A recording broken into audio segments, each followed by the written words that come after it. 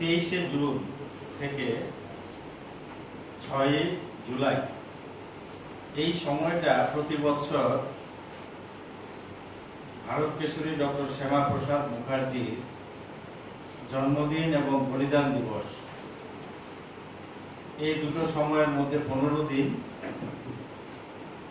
এই 15 দিন সময় এই পক্ষকাল ব্যাপী সারা ভারতবর্ষে বিভিন্ন ধরনের কার্যক্রম অনুষ্ঠিত হয় ডক্টর শ্যামাপ্রসাদ মুখার্জিকে স্মরণ করে।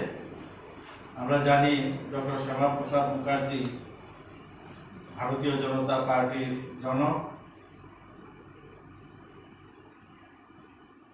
আজকে ডক্টর শ্যামাপ্রসাদ মুখার্জির বলিদান দিবস।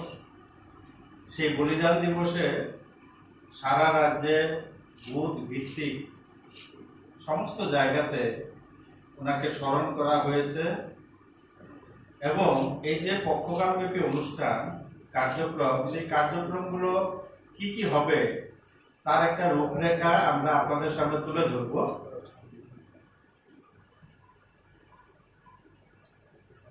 আমরা 15 দিন ব্যাপী যে কার্যক্রম দেওয়া হয়েছে তার মধ্যে আজকে বলিদান দিবস আমরা উদযাপন করেছি।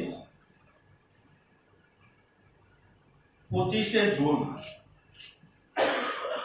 আমরা কালো দিবস হিসেবে পালন করি।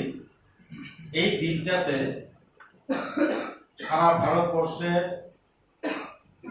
তৎকালীন কংগ্রেস সরকার, ইন্দিরা গান্ধী প্রধানমন্ত্রী ছিলেন, অবৈধভাবে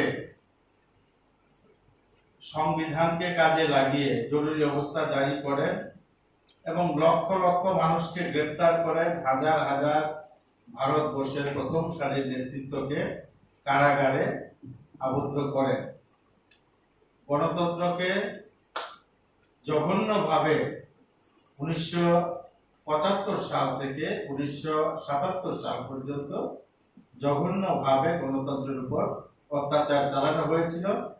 তাকে কেন্দ্র করে এই 25শে জুন সারা ভারতবর্ষে বিভিন্ন কার্যক্রম হবে। আমাদের ত্রিপুরা রাজ্যে আমরা প্রত্যেক জেলাতে আলোচনা সভা হবে সমাজের বিশিষ্ট ব্যক্তিদের নিয়ে এবং সেখানে নির্দিষ্ট বক্তারা যাবেন। ইমার্জেন্সির উপরে বক্তব্য রাখবেন এবং সেখানে একটা প্রেস মিটও হবে। প্রতিটা জেলা 10টা জেলাতে সাংগঠনিক 10টা জেলাতে এই ধরনের 10টা কার্যক্রম হবে। এই ইমার্জেন্সি যে প্রোগ্রামটা, এই প্রোগ্রামটার মধ্যে যাদের উপর দায়িত্ব দেওয়া হয়েছে তারা আছে, আমি আছি Shri Tapar Bhattacharya, Shri M.K. Nath state joint treasurer, doctor Ashok Sinha state vice president এবং doctor Jawaharlal Saha intellectual cell convener. এটা হচ্ছে একটা কার্যক্রম। আরেকটা হচ্ছে 30শে জুন প্রধানমন্ত্রী নরেন্দ্র মোদীজি প্রধানমন্ত্রী হিসেবে তৃতীয়বারে শপথ নেওয়ার পর বিগত দিনগুলোতে তিনি যে মন কি বাত কার্যক্রম করতেন, অত্যন্ত জনপ্রিয় এবং প্রত্যেকটা ভারতবাসীর হৃদয়কে ছুঁয়ে যাওয়া একটা কার্যক্রম মন কি বাত, এটা আবার 30শে জুন থেকে শুরু হচ্ছে।